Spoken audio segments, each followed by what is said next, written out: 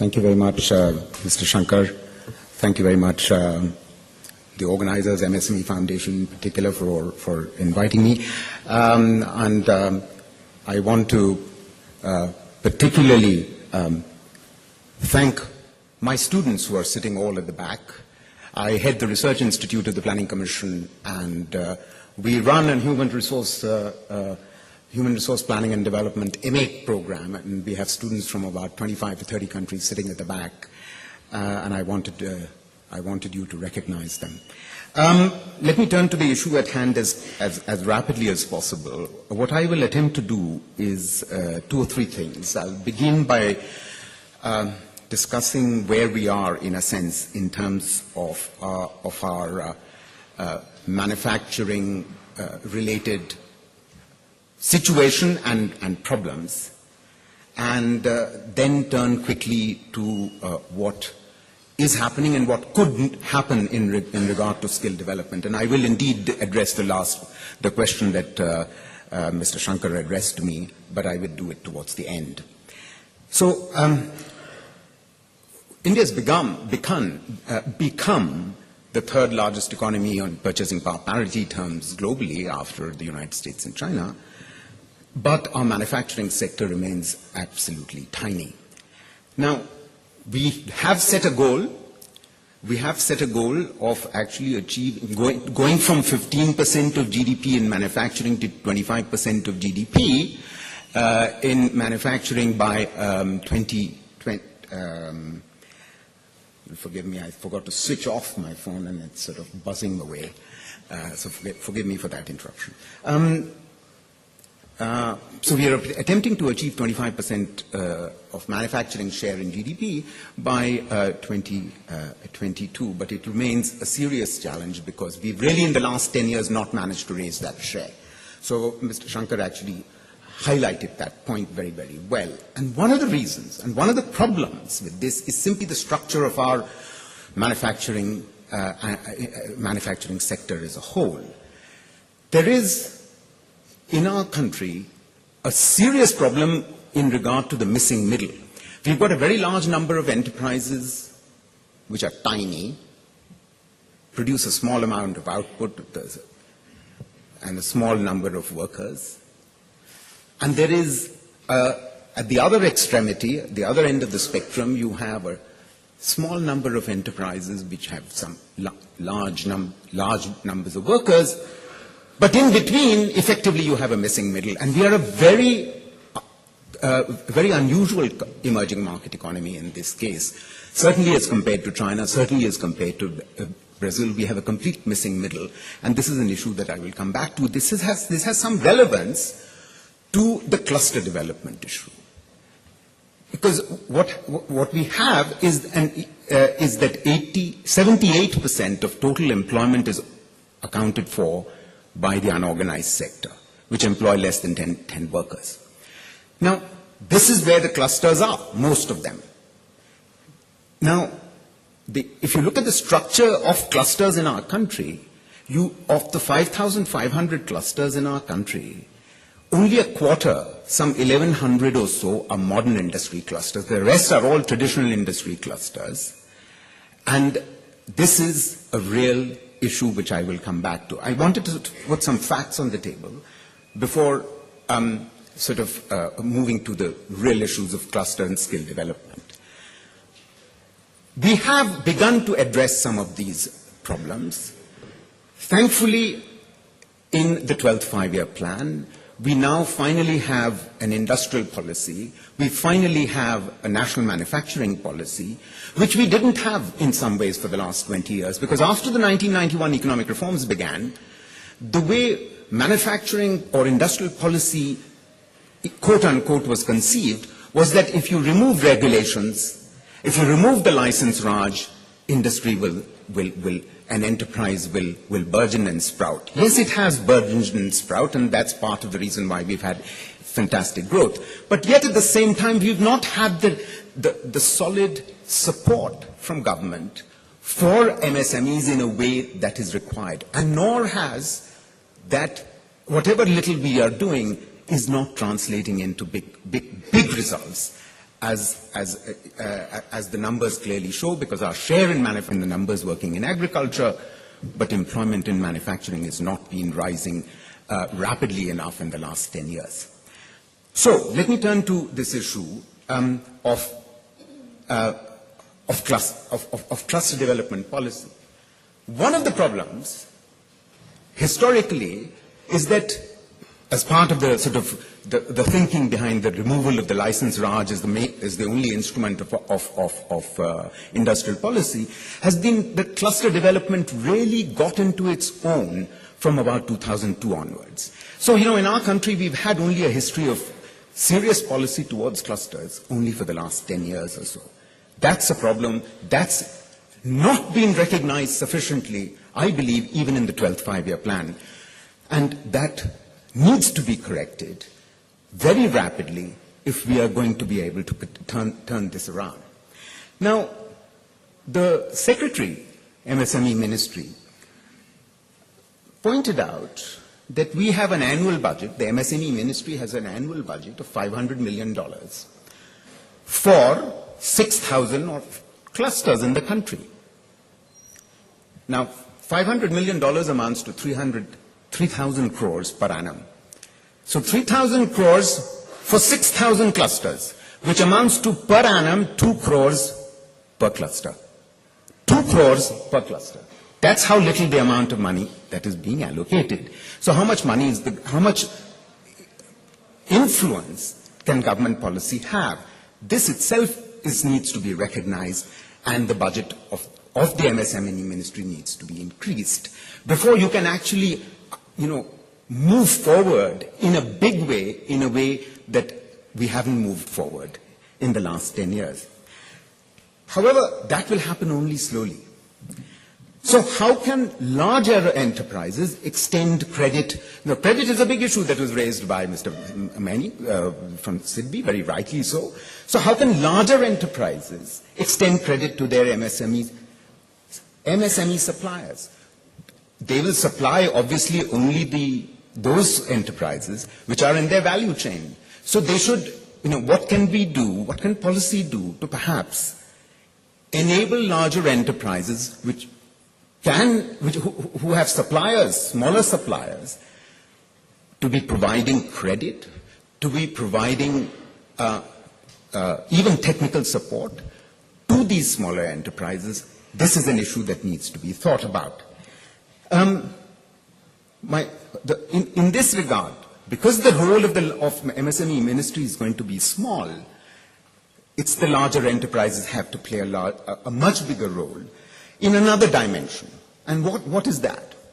Larger enterprises could provide to smaller ones, who are in their value chain, obviously, instructors, because technical design and quality requires technical inputs, which large enterprises can, in fact, provide.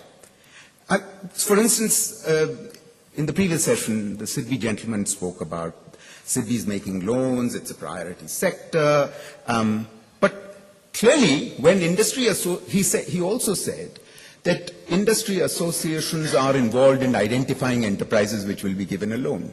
Now, how many of these 6,000 clusters that exist in the country actually have industry associations? Because only 1,000 of them, as I said, 1,100 of them, are modern industry clusters. The tiny ones, the not traditional ones, many of them don't, and even many of the modern industry clusters don't have. In other words, the role of SIDBI can be very small. In other words, the larger enterprises must play a much bigger role in both extending credit as well as providing technical support. Let me, in closing, make just 4 or 5 very important points on the skills. How can we help MSMEs? While I generally agree with what Mr. Shankar said, that the National Skills Mission has begun about 4 or 5 years ago, I wouldn't necessarily characterize that as taking off. There are some very important developments that have taken place with the National Skill Development Corporation incubating small enterprises which on a business model are actually training people. And Secondly, the other big development that has taken place is that the number of private ITIs has gone from 2,000 about 5 years ago to about 8,000 now. But the quality of the training that is being imparted to private ITIs is highly questionable. So, in fact, I'm deeply disappointed with the slowness of the pace with which the National Skill Mission has not taken off, if anything. So what are the very specific things that need to happen? First of all, in this country, there is almost no vocational education in secondary schools. You can enter vocational education only from class 11. And that too, only 3% of all children are actually doing vocational education of that age cohort, class 11 and 12. In China, children enter at least 1 or 2 years earlier. We have already recommended in the National Skills Qualification Framework that secondary schools must introduce in class 9 itself vocational education. Half of all children of that age group in China are in vocational education. In our country, only 3%. If China is a manufacturing hub of the world, one of the very important reasons is that it has the human resources to, in fact, back that up. Secondly, it's absolutely critical that ITIs need to move into sectors which are really growing rapidly. In other words, offer courses and modules which are growing rapidly, both in manufacturing and in services, but manufacturing has unfortunately been, the manufacturing courses have all been supply-driven. They need to become much more demand-driven, based on industry demand, based on cluster demand, and the Industrial Training Institute, government institutes in particular, need to be responsive for this. We know that CII, FICCI have done partnerships with government ITIs, but what we would strongly recommend is that industry associations which are operational in clusters should actually take over and attempt to run ITIs for their own benefit. The third thing that's necessary, and this is absolutely critical, this is already in the 12th five-year plan, what I'm about to say to you. We wrote the chapter on skill development for the 12th five-year plan. A demand has to be created for vocational education. How is this going to happen? From among poor students. This is going to happen by imposing a small tax on payroll on medium and large enterprises, which goes into a national training fund, which is then plowed back into enterprises, both in the organized segment as well as the unorganized segment of industry. That will have two functions. One, it will reimburse the costs of those enterprises which carry out in-firm, in-house training.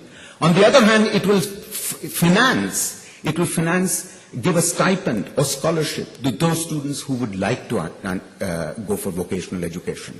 I can develop this further if you want, but I don't have the time to do that. A fourth thing that's absolutely critical is that the MSME ministry needs to look at its own schemes.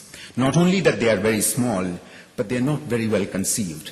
The economic survey published by the Ministry of Finance for 2012-13 pointed out the following, that if you look at the financial benefits as well as the non-financial benefits offered to enterprises, the following is the situation. If a firm is micro or small, it has all the benefits. If it becomes so-called medium, in other words, if it becomes an enterprise with a capital investment greater than 5 crores, all the benefits disappear. Overnight, all the benefits disappear. So there is a disincentive to grow large, which is precisely the problem, the missing middle. MSME ministry is shooting itself in the foot by not thinking about this seriously. Let me close on a positive note by saying the following. It's true, Mr. Shankar, that manufacturing is not growing. However, the National Sample Survey data for 2009-10 to 2011, for that 2-year period, 2011-12, tells us the following, that manufacturing employment increased from about 50 million to 59 million. In other words, a 20 percentage point increase in a matter of 2 years. So it's possible for us for our manufacturing output and employment to grow. And what is the reason why it has grown? It has grown because overall growth in the economy, Narega wages going up, wage rates going up in the economy, consumption expenditures has increased dramatically, poverty is declining, so people coming over the poverty line are consuming new products. And these products are being produced by small enterprises, MSMEs. That's where the employment is growing. And so there is a very beautiful dynamic in place. So it's absolutely critical for us to underline this beautiful dynamic so that we continue to ensure inclusive growth by truly implementing the National Skills Mission.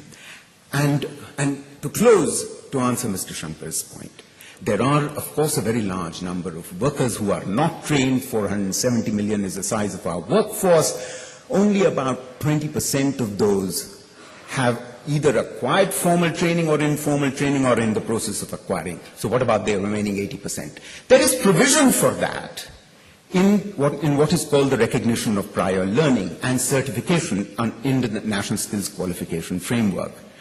But, as I said earlier, we haven't given that issue very serious thought at all. Thank you very much. Thank you. It was a very enlightening address, but may I just sort of ask one question and ask for a brief answer. The question which has been sort of troubling me is that you have a small enterprise, so the enterprise cannot find the resources to invest in HR development of its workforce. The workforce is in rock bottom wages, so it cannot take time off and live without the wages, leave alone pay for the training. So how do you get the existing workforce skill upgradation going, irrespective of the financing mechanism you put in place? So any thoughts on that?